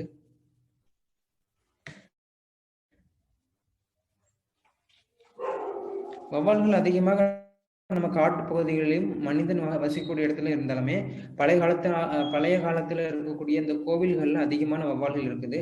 இதை பற்றி ஏற்றியில் இருக்கக்கூடிய அகஸ்தியமலை ஃபீல்ட் ஸ்டேஷன்ல இருக்கக்கூடிய மதிவான நபர்கள் இதை பற்றி நிறைய ஆராய்ச்சி செய்திருக்கிறார்கள். குறிப்பா பார்த்தோம்னா இந்த ஹிப்போசெட்ரஸ் ஸ்பிரோசிஸ்ங்கிற இந்த வகையான வௌவால்கள் வந்து திருநெல்வேலி மாவட்டத்தில் இருக்கக்கூடிய ஒரு சில கோவில்கள்ல இருந்து இவங்க கண்டுபிடிச்சிருக்கிறாங்க. இவரோட காதுகள் பாருங்க பெரிய அளவுல இருக்கு, பூச்சி உண்ணக்கூடியவை. அடுத்தது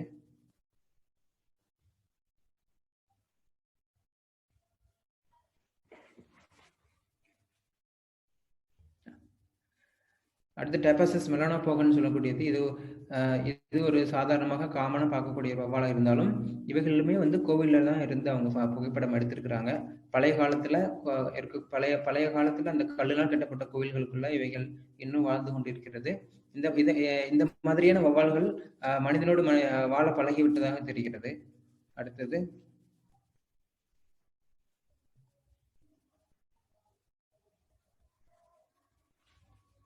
இது கிரேட்டர் ஃபால்ஸ் வேம்பேர் பேட்னு சொல்லக்கூடிய இந்த பெரிய காட்டேரி வௌவால், பூச்சி உண்ணி. இப்ப அதிக எண்ணிக்கையிலான வௌவால்கள் வந்து அழிவை நோக்கி கொண்டிருக்கிறது. ஏனென்றால் நிறைய மக்கள் நினைக்கிறாங்க வௌவால்கள் எல்லாமே அபசகனம் அப்படின்னு சொல்லிட்டு கோயில்ல இருந்து மற்ற இடங்கள் வந்து விரட்டிடுறாங்க. அது மட்டும் இல்லாம தீ வச்சு வந்து அவைகளை விரட்டுறதுக்கு முயற்சி பண்றாங்க. இந்த மாதிரியான காரணங்கள்ல வௌவாலோட எண்ணிக்கை மிகவும் குறைந்து போகிறது. ஆனா ஒரு சில கோவில்கள்ல மட்டும் இன்னும் வௌவால் அப்படியே இருக்குது. அடுத்தது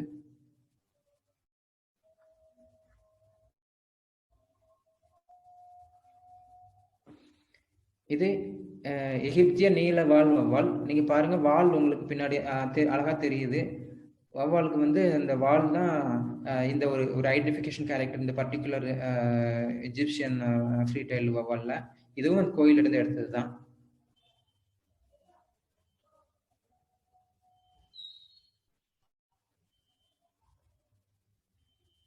அடுத்தது லெசர் மவுஸ் டெயில் பேட்டு. இது நம்ம பார்த்துருப்போம். சிறிய லீவால் வௌவால். இது நம்ம ஒரு சில இடங்கள், குறிப்பாக பாலடைஞ்ச கட்டிடங்கள், அதுக்கப்புறம் கோவில்கள் மற்றும் ரொம்ப பழமையான இடங்கள்ல வந்து இந்த மாதிரி வௌவால் நம்ம பார்க்க முடியும். இவங்க இந்த திருநெல்வேலி மாவட்டத்திலிருந்து எடுத்திருக்காங்க, கண்டுபிடிச்சிருக்காங்க. அடுத்தது இது இந்தியன் பிக்மி பேட். நான் சொன்ன 2 இருந்து 4 கிராம் வரைக்கும் இருக்கக்கூடிய சிறிய வௌவால். இது இவங்க க்ளோஸ் அப் ஷாட் எடுத்ததுனால இது பெரிதா தெரியுது. ஆனா இந்த வௌவால் மிக அளவுல மிகவும் சின்னது. இந்தியன் பிக்மி பேட்னு சொல்லுவோம். இதுவும் சமீப காலத்துல எண்ணிக்கை மிகவும் குறைஞ்சு வந்துகிட்டு இருக்கு. இப்போ வௌவாலோட எண்ணிக்கை குறையிறதுக்கு நிறைய காரணங்கள் சொல்றாங்க.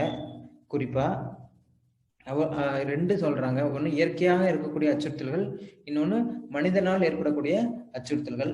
இயற்கையா என்ன அச்சுறுத்தல்னா, இந்த வௌவால்கள் வந்து ஒரு வருஷத்துக்கு 1 இல்ல 2 குட்டி தான் போடும். ரொம்ப ரேரா தான் 2 குட்டி போடுது. அது மட்டும் இல்லாம உணவுக்காக, அதோட வாழிடத்துக்காக, மற்ற தேவைகளுக்காக மற்ற விலங்குகளோட போட்டி போட வேண்டியிருக்குது. அது மட்டும் இல்லாம மற்ற விலங்குகளோட உணவா இந்த வௌவால் இருக்கிறதுனால தப்பி பிழைப்பதுங்கிறது ரொம்ப கஷ்டமா இருக்கு. சில நேரங்களில் இயற்கை பேரிடர், குறிப்பா நம்ம கேள்விப்பட்டிருப்போம் காட்டுத்தீ, அதுக்கப்புறம் மிக அதிக அளவுல வறட்சி. இந்த 2மே வந்து இந்த இனங்களை இயற்கையாகவே அச்சுறுத்தலுக்கு தள்ளிடுது. அதுக்கப்புறம் மனித அச்சுறுத்தல்கள், ஹியூமன் மேடு த்ரெட் அப்படின்னு பார்த்தோம்னா நிறைய இருக்கு. வௌவால்கள் இருக்கக்கூடிய இடங்களை நம்ம அழிக்கிறோம். குகைகளை சுத்தி மற்றும் காடுகள்ல வந்து அவைகளை தீ வச்சு நம்ம என்ன பண்ணிடுறோம், எரிக்கிறோம் அந்த வௌவால்களை. அது மட்டும் வௌவால் இருக்கக்கூடிய மரங்களை நம்ம என்ன பண்ணிடுறோம், வௌவால்கள் எங்க ஊருக்கு வேண்டாம் அப்படின்னு சொல்லி வெட்டிடுறோம்.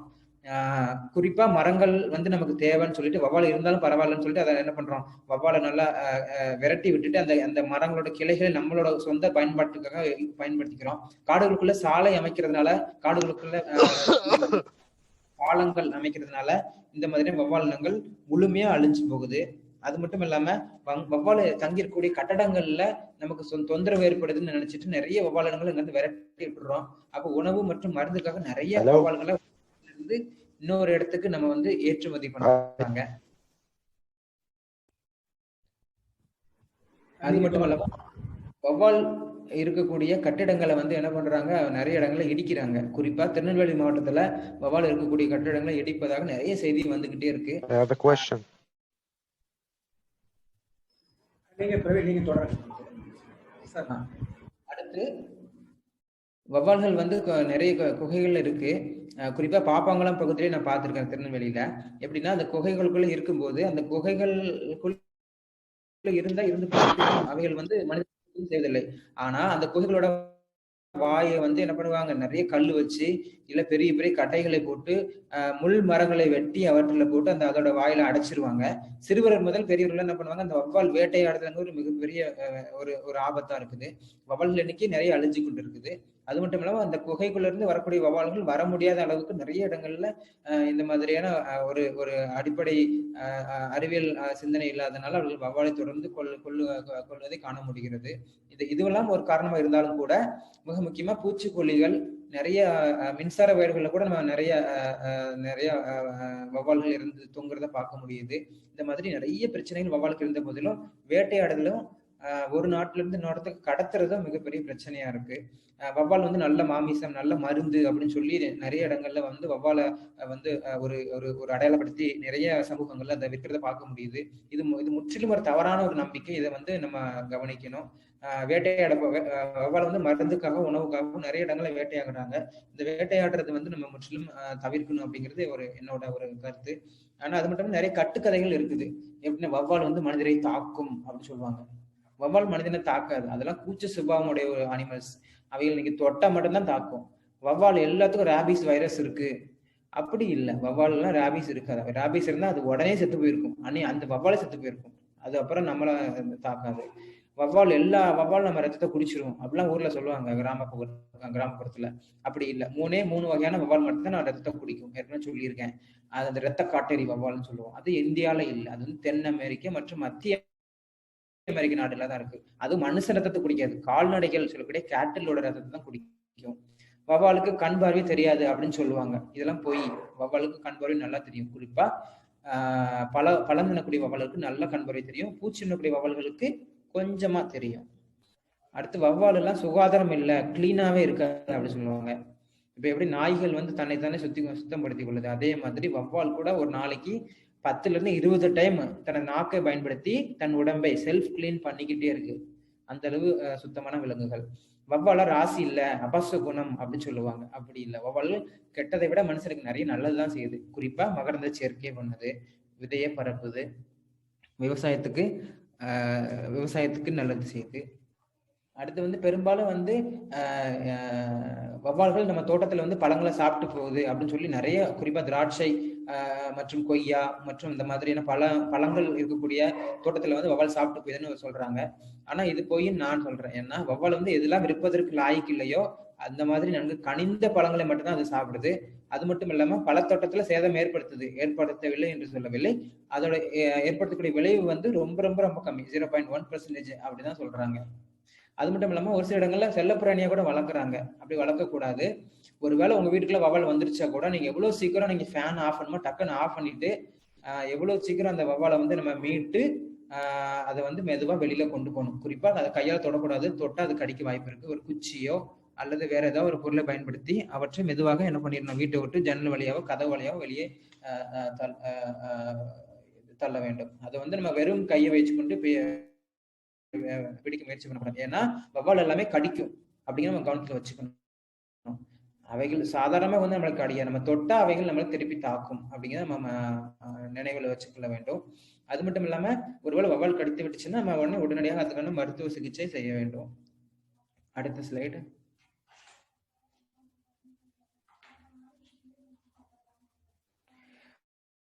ஏற்கனவே சொன்ன மாதிரி வௌவால்கள் உலக அளவில் நிறைய வைரஸை கடத்திட்டு இருக்கு. சமீபமா சொன்னாங்க இந்த மாதிரி நம்ம வந்த கொரோனா வைரஸ் வௌவால் வந்து வந்துச்சுன்னு சொன்னாங்க. அப்படி இல்லை, இது ஒரு ஆராய்ச்சி செய்யப்படாத ஒரு ஒரு தவறான தகவல். ஆனா அதுக்கு முன்னாடி வந்த நிஃபா வைரஸ்ன்னு சொல்றோம்ல, அந்த நிஃபா வைரஸ் வந்து 14 வௌவால் இனங்கள் நிஃபா வைரஸை கடத்தியதாக தகவல் இருக்கு. அடுத்தது அடுத்தது அடுத்தது இப்போ பார்த்தோம்னா நிறைய வாழிட அழிப்பு, நிறைய பிரச்சனைகள் இருக்குது. இருந்தாலும் உலக அளவில் டிசீஸ் நோய்கள் ஒரு மிகப்பெரிய பிரச்சனையா இருக்குது. சுமார் இந்த ஒயிட் நோஸ் சிண்ட்ரோம் அப்படின்னு சொல்லக்கூடிய இந்த பூஞ்சானால சுமார் 6-7 மில்லியன் வௌவால்கள் இறந்து போயிடுச்சு கடந்த சில வருடங்கள்ல. அடுத்தது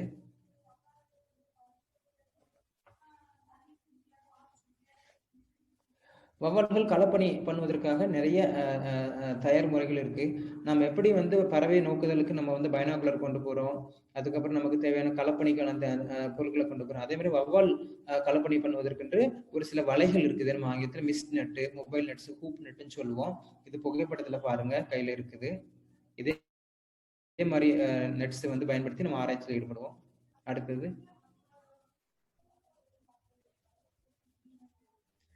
இது ஹார்ப் நெட்னு சொல்லக்கூடிய இந்த ஒரு ட்ராப்பு. இந்த ட்ராப் வந்து வலையா தான் இருக்கும். இதுல வந்து வௌவால் உள்ள அந்த அந்த நடுப்பகுதியில விழுந்துருச்சுன்னா டக்குன்னு அது வழுகி கீழே வந்துடும். கீழே இருக்க அந்த பையில சேகரிச்சுக்கிறோம், அந்த வௌவால் விழுந்துடும். அதுக்கு மேலே போக முடியாது. அதுக்கப்புறம் அதை எடுத்து ஆராய்ச்சி பண்ணிட்டு அப்புறம் விட்டுடலாம். வௌவாலை நம்ம கையாளும் போது அவசியமாக கையில கையுறை அணிந்திருக்கணும், இல்லைன்னா அது கடித்த வாய்ப்பு இருக்கு. அடுத்தது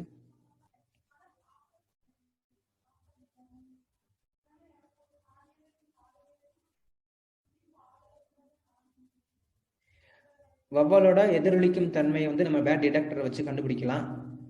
அதோட எதிரொலி திறன் எவ்வளவு இருக்கு, இனத்துக்கு இனம் மாறுபடும், அதோட செயல்பாடுகளின் போது கூட மாறுபடும். ஸோ அதோட இந்த பேட் டிடெக்டரை வச்சு நம்ம பயன்படுத்தி அதோட எதிரொலிப்பு திறனை நம்ம கண்டுபிடிச்சோம் அப்படின்னா நிறைய அறிவியல் பூர்வமான விஷயங்கள் நமக்கு கிடைக்கும்.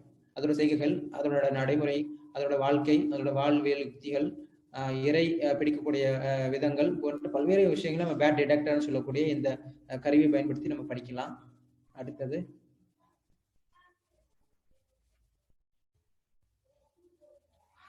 இது தெர்மல் ஸ்கேனர்னு சொல்லக்கூடிய இந்த ஒரு புகைப்பிடிக்கும் கருவி. இந்த புகைப்பிடிக்கக்கூடிய கருவி வந்து இந்த வௌவால் வந்து பொதுவாக இந்த வெப்பத்தை உமிழுது. ஸோ அந்த வெப்பத்தை எவ்வளவு அதிகமான வெப்பத்தை உமிழ்கிறதுங்கிறது வந்து நம்ம அதோட உடல்ல இருந்து வரக்கூடிய அந்த கதிர்வீச்சுல நம்ம தெரிஞ்சுக்கலாம். அதை எளிதாக படம் பிடிக்கிறது தான் இந்த கருவி. இந்த கருவி வந்து அமெரிக்காவில் அதிக அளவு பயன்படுத்துறாங்க. அடுத்தது இது வந்து வௌவாலை புகைப்படம் எடுத்து மற்றும் அதனோட சமீட்சிகளை பதிவு செய்யக்கூடிய ஒரு கருவி. இதுவும் வெளிநாடுகள் அதிகமாக பயன்படுத்துகிறாங்க ஆராய்ச்சிக்கு. அடுத்தது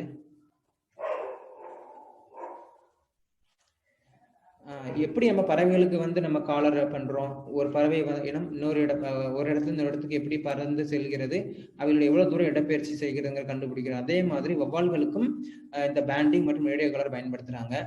ஒரு 4-5 வருடங்களுக்கு முன்னாடி செஞ்ச ஆராய்ச்சியில் என்ன சொல்றாங்கன்னா, திருநெல்வேலி மாவட்டத்திலிருந்து வௌவால்கள் வந்து ஸ்ரீலங்காவுக்கு இடப்பெயர்ச்சி பண்ணி போயிட்டு 2 நாள்ல போயிட்டு வந்துருது, கூட்டமா போயிட்டு வராங்க அப்படின்னு சொன்னாங்க. குறிப்பா அவங்க வந்து இந்த ரேடியோ டேக்னு சொல்லக்கூடிய இந்த டேகிங்கை பயன்படுத்தி அவங்க அதை வந்து கன்ஃபார்ம் பண்ணியிருந்தாங்க. ஸோ எப்படி வௌவால் இனங்கள் மிக அதிக அளவு தங்களோட பாதையை வந்து இடப்பெயர்ச்சிக்காக செய்யறாங்கிறது மிக இந்த மாதிரி பேண்டிங் ரேடியோ காலர் மூலம் எளிமையா படிக்க முடியும். அடுத்தது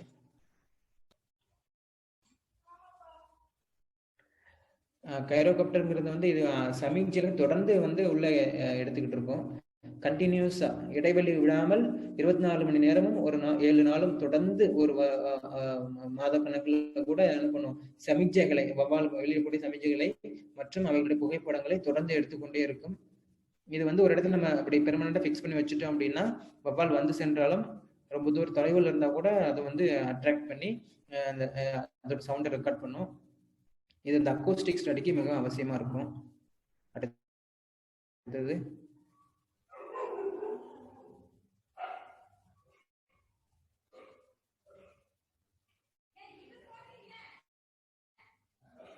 வவ்வால் பாதுகாப்பதற்காக நிறைய அமைப்புகள் இருந்தாலும் பார்த்தோம் அப்படின்னா நம்ம பகுதிகளில் சிசின்சான்னு சொல்லக்கூடிய chiropter conservation international South Asian group அப்படின்னு ஒன்று இருக்கு. இந்த பச்சை கலர்ல போட்டிருக்க மாதிரி இதுல வந்து ஆப்கானிஸ்தான், நேபாளம், வங்கதேசம், ஸ்ரீலங்கா போன்ற பல்வேறு நாடுகள் இருக்கு. அதே மாதிரி ஒவ்வொரு நாட்டிலையும் வவ்வாலை பாதுகாப்பதற்கென்று தனித்தனி குழுக்கள் இருக்குது. அந்த குழுக்கள் எல்லாம் இணைந்து வவ்வால் பாதுகாப்பதில் நிறைய களப்பணிகள் மற்றும் ஆராய்ச்சி செஞ்சுக்கிட்டு இருக்காங்க. குறிப்பா சீனா போன்ற ஒரு சில நாடுகள்ல வந்து எந்த ஒரு நெட்வொர்க்கும் இல்லை அப்படிங்கிறத நம்ம கவனிக்கணும். அடுத்தது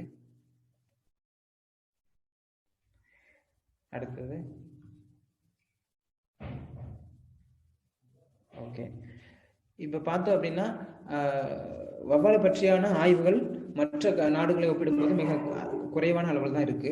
அது மட்டும் இல்லாமல் வவ்வாலை பற்றி அறிந்து கொள்வதும் வவ்வாலை பற்றி ஒரு அறிவியல் பூர்வமான அணுகிறதுக்கான நபர்களும் மிக குறைவா தான் இருக்குது. தகவல் ஒவ்வொரு வவ்வாலை பற்றிய அந்த இக்கோலொகேஷன் சொல்லக்கூடிய அந்த எதிரொலிப்பு தன்மை அதெல்லாம் வந்து ஒரு பொதுவான தளத்துல நம்ம இன்னும் வெளியிடலை. இந்திய அளவுல அந்த பொதுவான தளத்துல வெளியிட்டோம் அப்படின்னா அனைவரும் எடுத்து அவற்றை பயன்படுத்தி ஆராய்ச்சி பயன்படுத்திக்கலாம். ரெண்டாவது லேக் ஆஃப் பினான்சியல் எய்ட்ஸ். இப்ப பார்த்தோம்னா பெரிய பலூட்டிகளுக்கு கிடைக்கக்கூடிய நிதியும் ஒரு மற்ற ஆராய்ச்சி ஒத்துழைப்பும் இந்த சிறிய பாலூட்டிகளுக்கு கிடைப்பதில்லை. அது மட்டும் இல்லாம நம்ம ஒரு காடுகளை சென்று வவ்வாலை படிக்கும் என்றால் அதற்கான ஒரு ஆராய்ச்சி அனுமதி கூட நமக்கு சரியான நேரத்துக்கு கிடைப்பதில்லை. அடுத்து வந்து வவ்வால்னாலே நம்ம ஒரு பயந்த நமக்கு இருக்கு. வவ்வால்னாலே பயம். ஆனா அந்த மாதிரியான பயமான மனநிலையில தான் நிறைய மக்கள் இந்த வவ்வாலை டக்குன்னு அடிச்சு கொண்டுடுறாங்க. ஸோ அது வந்து தவிர்க்கப்பட வேண்டும். அந்த பயத்துக்கான காரணத்தை கண்டுபிடிச்சு அதை சரி செய்ய வேண்டும். அப்படி இல்லைன்னா இந்த மாதிரி அரிய வகையான பல வவ்வால்கள் இனங்கள் இந்த மாதிரி அறிவியல் ஆராய்ச்சிக்கு உட்படுத்தாமையே இயற்கை விட்டு அழிந்து விடுங்கிறது ஒரு நிதர்சனமான உண்மை. அடுத்தது பார்த்தோம் அப்படின்னா உலக அளவுல நிறைய இடங்கள்ல வவ்வாலை வந்து வேட்டையாடுறாங்க. குறிப்பா பாருங்க, சவுத் இந்தியால 114 வவ்வால் இனங்கள் இந்த புத்தகம் வெளியிடும்போது இருந்திருக்கு. அப்போ வந்து பார்த்தோம்னா 8 இனங்கள் வந்து அழியும் விளிம்பில் இருந்ததாகவும் சுமார் அதுல 13 இனங்கள் வந்து தொடர்ந்து வேட்டையாட வந்ததாக சொல்றாங்க. என்ன சொல்றாங்கன்னா சுமார் 100-10 இனங்கள் அவங்க வந்து வேட்டையாடப்படுது அப்படின்னு சொல்றாங்க. தொடர்ந்து வேட்டையாடப்பட்டு வருவதால இந்த இனங்கள் மிக சீக்கிரமே அழிவை சந்திக்குது அப்படின்னு சொல்றாங்க. அடுத்தது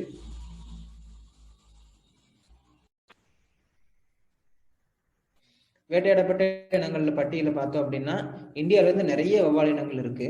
குறிப்பா லேடிடன் சலிமலின் அப்படின்னு சொல்லக்கூடிய அந்த பல வவ்வால், அரிய வகை பல வவ்வால், சலிமலி பல வவ்வால் கூட இதுல இருக்கு. அது மட்டும் இல்லாம மிக அதிக அளவிலான பூச்சி உண்ணக்கூடிய வவ்வால்களும் இதுல இருக்கு.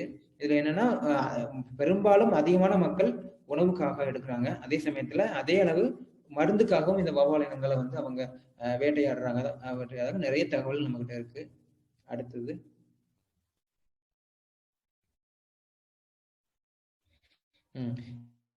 இப்ப பார்த்தோம் அப்படின்னா வவ்வால் வசிக்கக்கூடிய மரமா இருக்கட்டும், குகையா இருக்கட்டும், அது வசிக்கக்கூடிய கட்டடங்களா இருக்கட்டும், தயவு செய்து அதை தொந்தரவு செய்யக்கூடாது. வவ்வால் இருக்கக்கூடிய தங்கி இருக்கக்கூடிய மரங்களை வெட்டக்கூடாது. அவைகள் நமக்கு எந்த ஒரு துன்புறுத்தலையோ நம்ம துன்பத்தையும் தருவதில்லை.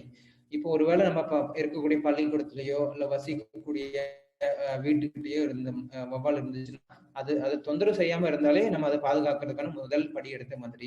அது மட்டும் இல்லாம கோயில்கள் மற்றும் மற்ற ஒரு ஸ்பிரிச்சுவல் பிளேசஸ் சொல்லக்கூடிய புனித இடங்கள் இருக்கக்கூடிய வவ்வால்களை நம்ம பார்க்கணும்.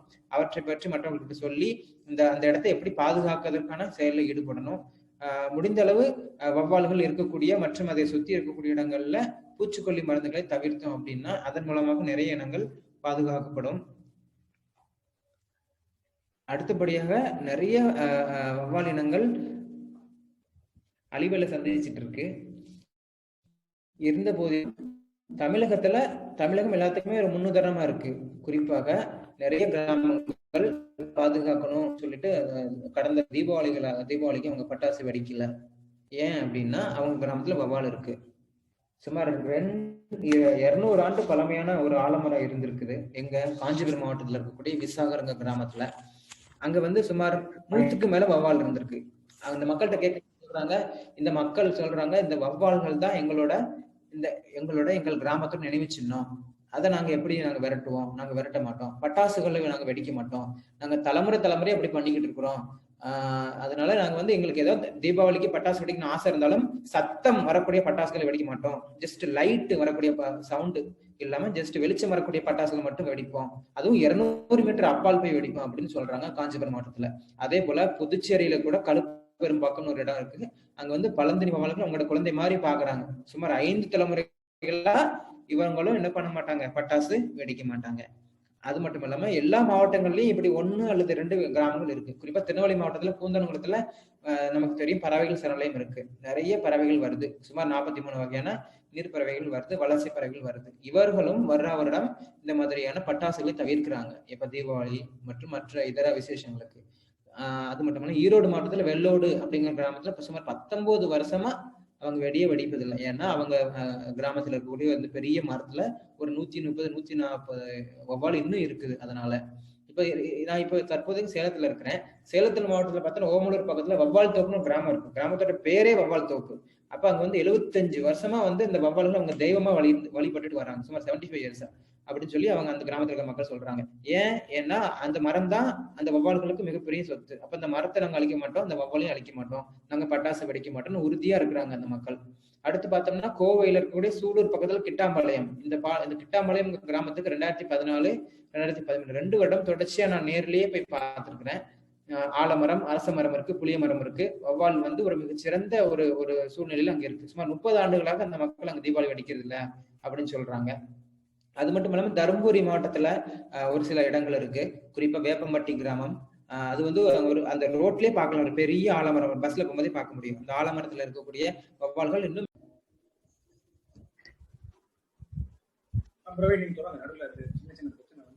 இப்படி பல்வேறு கிராமங்கள் தமிழகத்துல வவ்வால் பாதுகாப்பதற்கு முன்னுதாரணமா இருக்கு. கடைசியாக சிவகங்கை மாவட்டத்தில் இருக்கக்கூடிய ஒரு சில கிராமங்கள் சொல்றாங்க, பல தலைமுறைகளாக நாங்கள் வந்து பட்டாசுகளை வந்து நாங்கள் வெடிப்பதில்லை. இந்த கிராமத்துல வவ்வால் இருக்குது எங்களுக்கு மிகப்பெரிய ஒரு கொடுப்பனை. கிராமத்துக்கு வந்து அவங்க ஒரு சில குழுக்களாக பிரிந்து அவங்க வந்து வவ்வாலை வந்து பாதுகாக்கிறாங்க.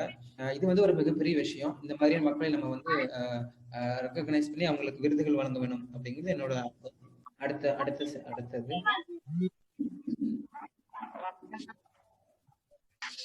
நமது காட்டில் இருக்கக்கூடிய புலி, கரடி போன்ற பெரிய பெரிய விலங்குகளை தெரிந்து கொள்ளணும். சின்ன சின்ன விலங்குகளையும் தெரிஞ்சு கொண்டு அவற்றை நம்ம பாதுகாக்கணும். அடுத்தது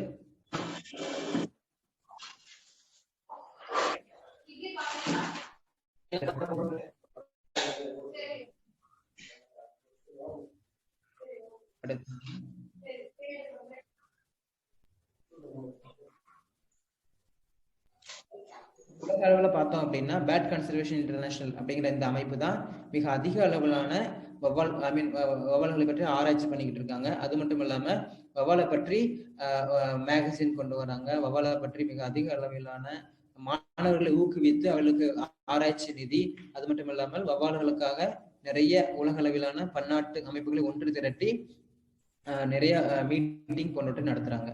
அடுத்தது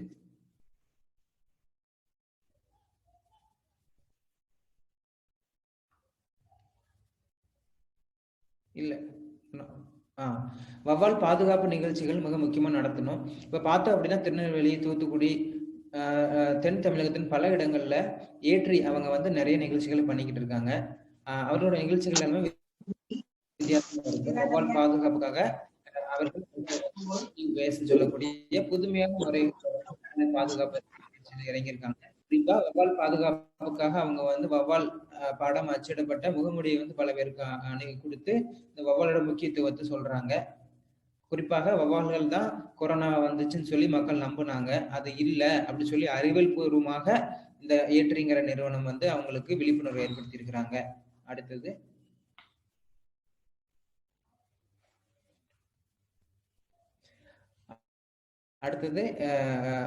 வவ்வால் பாதுகாப்புக்காக குழந்தைங்களுக்கு பல்வேறு நிகழ்ச்சிகளை ஒருங்கிணைச்சிருந்தாங்க.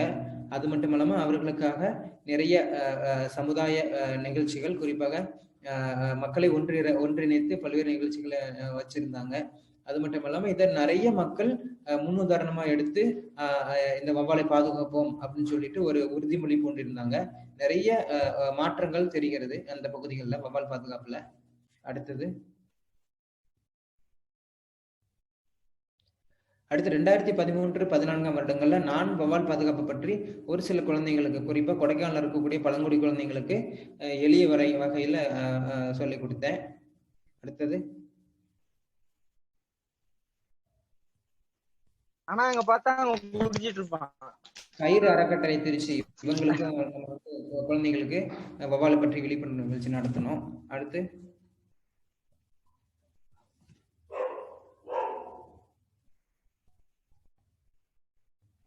பேர்ஜம் ஏரிக்கரையில குழந்தைங்களுக்கு வவ்வால் பற்றி நிறைய சொன்னோம்.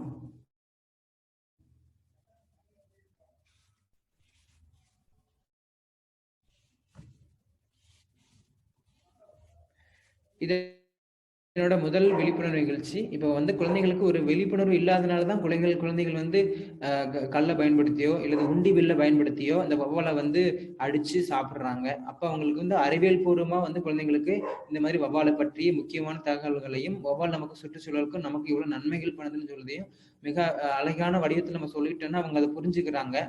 வவ்வால் புரிந்து கொண்டால் அவற்றினுடைய பாதுகாப்பு எளிது. அடுத்தது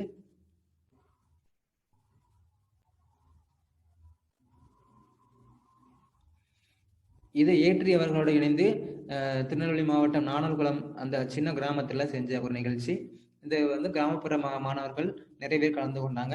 இதுல பழந்திணி வவ்வால் மற்றும் பூச்சித்திணி வவ்வால் பற்றி அவங்களுக்கு நிறைய சொல்லி கொடுத்தோம். எளிய வகையான இந்த பயிற்சி அவங்களுக்கு சிறப்பாக சென்றடைந்தது. அடுத்தது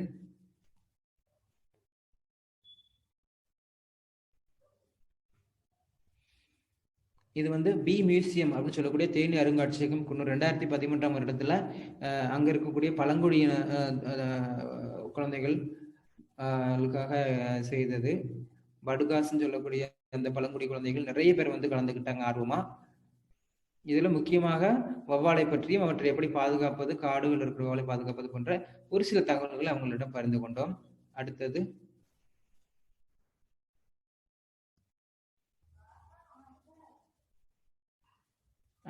குழந்தைங்களுக்கு நம்ம வெறும் புகைப்படங்களை மட்டும் இது பண்ண போதாது. குழந்தைகளை ஆர்வத்தை தூண்டும் வகையால எளிய கற்றல் யுக்திகளை நம்ம கையாண்ட அந்த வகுப்புல அவங்களுக்கு நம்ம டிசைன் பண்ணி வச்ச மெட்டீரியல்ஸ் எல்லாம் நான் கொடுத்திருந்தோம். அந்த வவ்வால் படம் போட்ட அட்டைகள் மற்றும் குழந்தைகளுக்கு தேவையான எல்லா விஷயங்களையும் பயன்படுத்தி குழந்தைகளோட ஆர்வத்தை தூண்டும் பல்வேறு வகுப்புகள் இருந்தன. அடுத்தது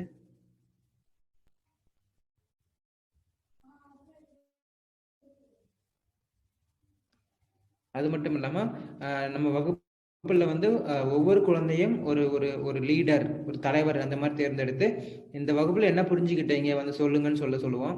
அப்ப இந்த ஒரு பையன் ரொம்ப அழகா சொல்றாங்க, வவ்வால் இந்த மாதிரி நாங்க இது கத்துக்கிட்டோம், இனிமேல் நாங்க வவ்வாலை அங்க கொல்ல மாட்டோம், வவ்வாலை துன்புறுத்த மாட்டோம், வவ்வால் நாங்க நேசிப்போம் அப்படின்னு சொல்லி ஒரு பையன் சொல்ற உறுதிமொழி. இந்த மாதிரி பல்வேறு உறுதிமொழிகள் குழந்தைங்களுக்குள்ள போயிடுச்சு அப்படின்னா வவ்வாலோட பாதுகாப்புங்கிறது ரொம்ப எளிமையா இருக்கும். வரும் தலைமுறையினர் வவ்வாலை ஒரு பயம் சார்ந்த விலங்கா பார்க்க மாட்டாங்க. அடுத்தது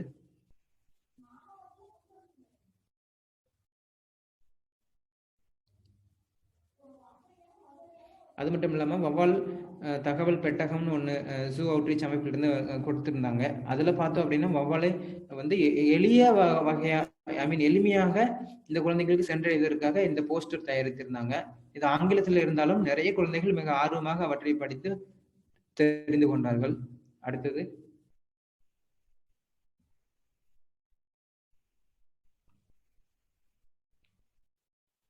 அடுத்தது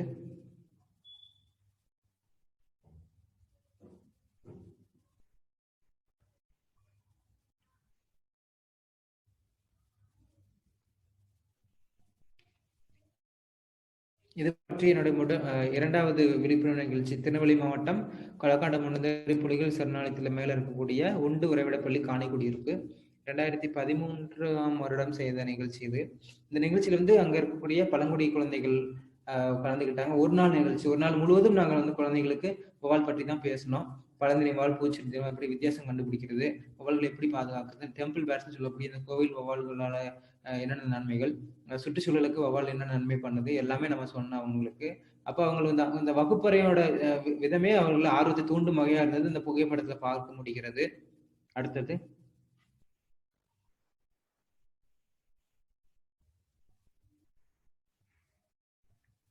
இது கொடைக்கானல் பள்ளி மாணவர்கள் வவ்வால் வகுப்பு. அடுத்து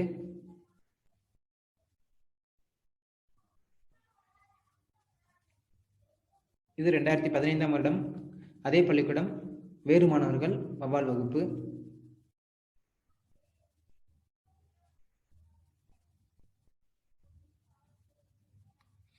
சமுதாய வானொலியோட பங்கு மிக முக்கியம். சமுதாய வானொலிகள் தமிழகத்துல 50க்கும் மேல சமுதாய வானொலி இருக்குது. சமுதாய வானொலி மூலமாக மிக அதிக அளவிலான வவ்வால்களை தகவல்களை நம்ம வந்து கொண்டு செல்ல வேண்டும். குறிப்பாக இந்த மாதிரி பல்வேறு தகவல்களை நம்ம வந்து சுருக்கமாக சொன்னோம்னா அங்க இருக்கக்கூடிய இந்த சமுதாய வானொலியோட குறைந்த அளவிலான மக்களுக்கு சென்று சேரும் என்பது எனது நம்பிக்கை.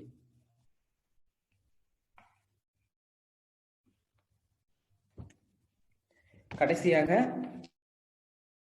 என்னன்னா ஒரே ஒரு 2 நிமிடத்துல நான் முடிச்சிடுறேன். இப்ப பார்த்தோம்னா உலகத்துல குட்டி போட்டு பால் கொடுக்கக்கூடிய பறக்கும் பாலூட்டி இந்த வவ்வால் தான்.